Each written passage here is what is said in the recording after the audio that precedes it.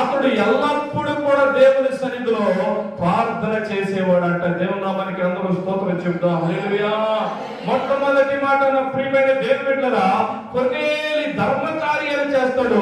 రెండోది అంత మాత్రమే కాదు, ఎల్లప్పుడూ కూడా ప్రార్థన చేసే వ్యక్తి.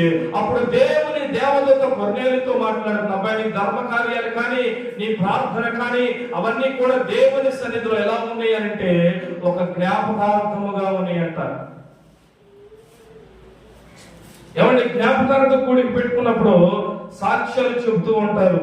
కొంతమంది చెప్పరండి, సిగ్గుపడి భయపడి. కానీ నేను చెప్తానేనండి, జ్ఞాపకార్థం కూడికి పెట్టుకున్నప్పుడు ఏం చెప్తారు అంటే, సహజంగా పలానా మా భర్త ఇలాగా బతుకున్న రోజుల్లో ఇలా చేసేవాడండి, ఇలా ఉండేవాడండి, ఇలా తాగేవాడండి. తాగడం అంటే మంచినీళ్ళు డ్రింక్ అండి, మందు కాదు. ఇలా తినేవాడండి, మాంసం కూర అంటే